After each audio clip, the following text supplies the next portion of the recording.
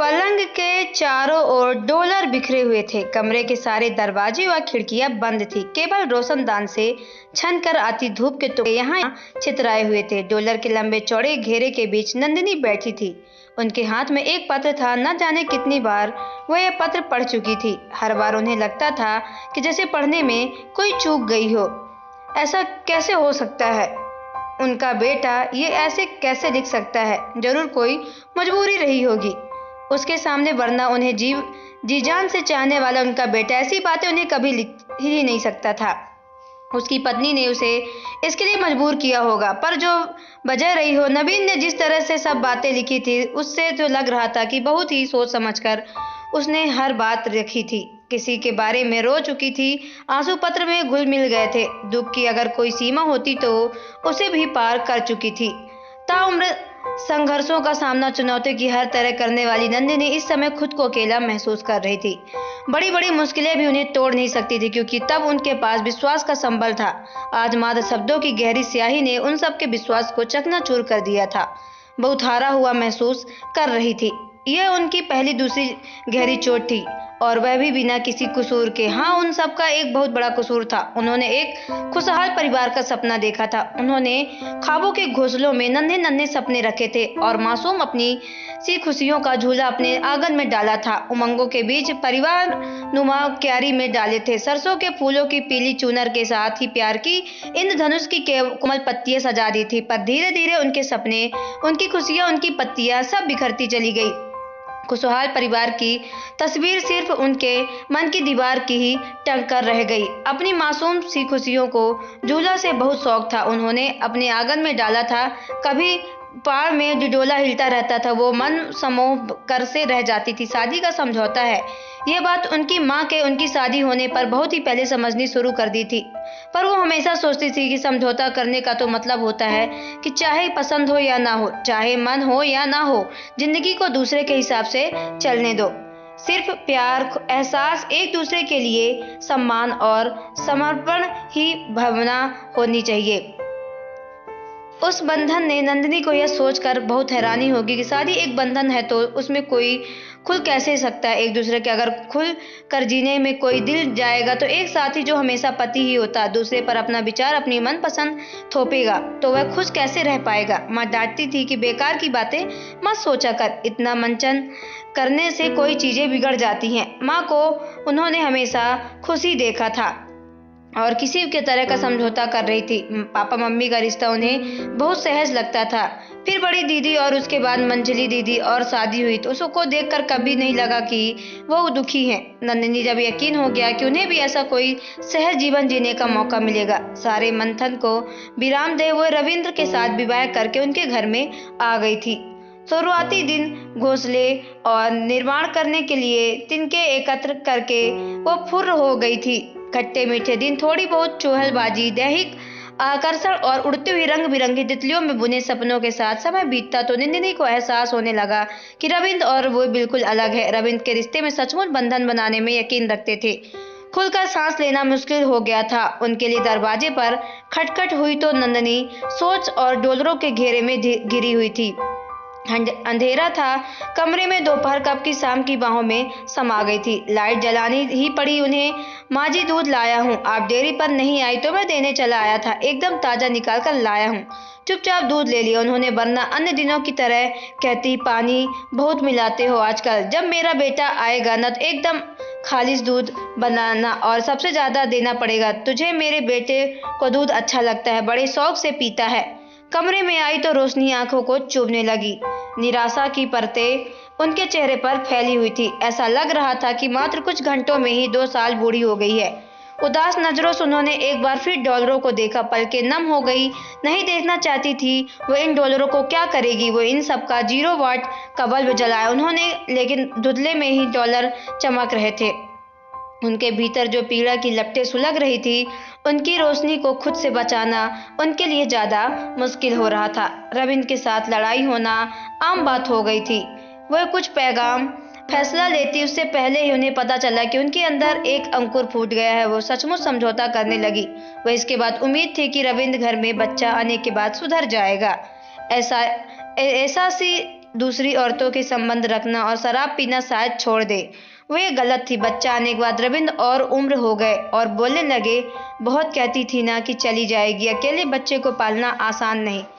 वैसे तो रविंद्र के नवीन को लेकर कोई समझौता, कैरियर के लिए परेशान नहीं थे। संभाल लेगा मेरा बिजनेस, बस यही कहते रहते थे। नंदिनी नहीं चाहती थी कि नवीन उनके बिजनेस संभाले, जो लगभग बुरी हालत में था। उनका ऑफिस दोस्तों का अड्डा बन चुका था। वे कभी समझ नहीं पाई कि रविंद्र कोई अपने परिवार से ज्यादा दोस्तों को महत्व दे सकता था। कोई अपनी पत्नी व बेटे से बढ़कर शराब को महत्व कैसे दे सकता है? कोई परिवार संभालने की कोशिश कैसे नहीं कर सकता? पर रविंद्र ऐसे ही थे, जिम्मेवारी से दूर भागते थे।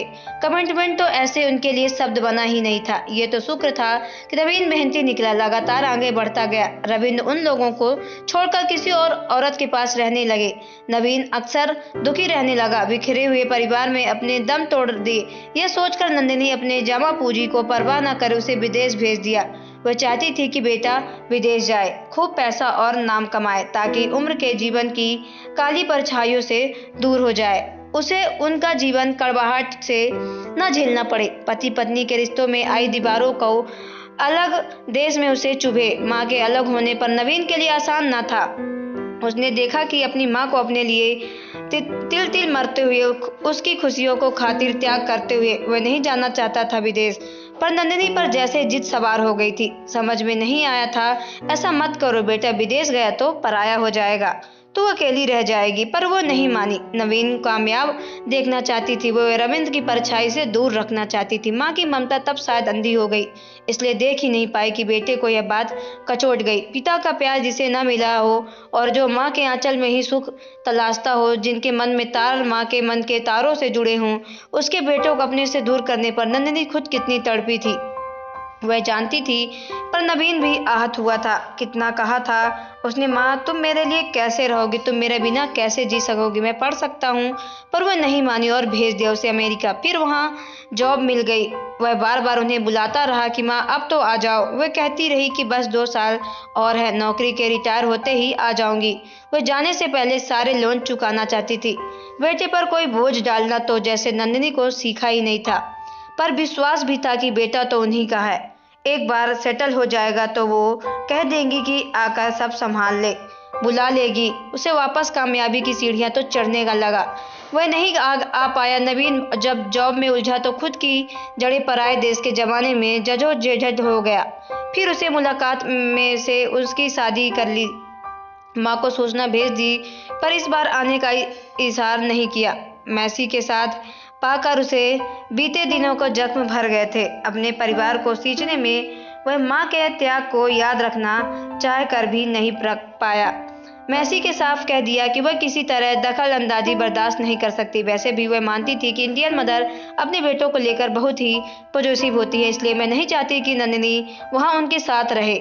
नवीन माँ से यह सब नहीं कह सकता था। माँ की तकलीफें अभी भी उसे कभी कभी टीज कर देती थी। वह अब उसकी नई एक दुनिया बस गई थी और वह नहीं चाहता था कि माँ पापा की तरह से वो ये सब वैवाहिक जीवन में कटुता आए, छाया पसरे। मैसी वह किसी भी कीमत पर खोना नहीं चाहता था। वह सुखद वैवाहिक जीवन में राय न जाने कब से उसके भीतर पलती हुई थी। वह बहुत कठिन था उसके लिए माँ और पत्नी में से एक में से चुनना था। और माँ के पास वह वापस लौट नहीं पा रहा था और पत्नी को छोड़ना नहीं चाहता था।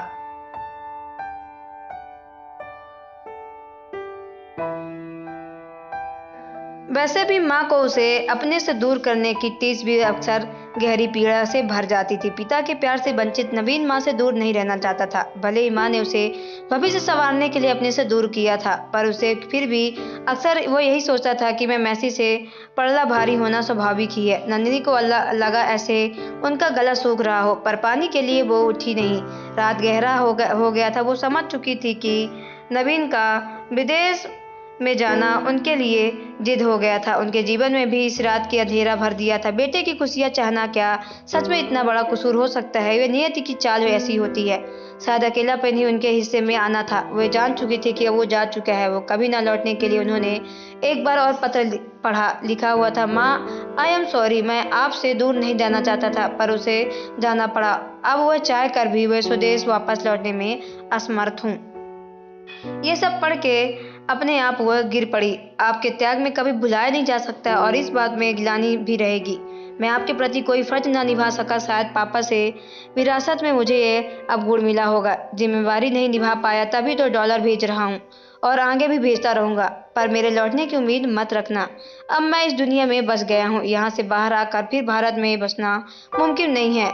आप भी ऐसा ही चाहती थी ना? नंदिनी के डीलरों पर हाथ फेरा पूरी तरह। ममता में जिस बेटे पर लुटा दी थी, उसके कागज के डॉलर भेज उस ममता के कर्ज से मुक्ति पा ली थी। तो दोस्तों, आपको स्टोरी कैसी लगी कमेंट बॉक्स में जरूर बताएं। अगर आप हमारे चैनल पर नए हैं तो चैनल को सब्सक्राइब करके बेल आइकन को प्रेस कर लें, ताकि आने वाली सभी वीडियो का नोटिफिकेशन आपके मोबाइल पर सबसे पहले पहुंचे, क्योंकि मैं ऐसे ही वीडियो आप लोगों तक लाती रहती हूँ। तो चलिए मिलते हैं नेक्स्ट वीडियो पे। Okay bye, take care.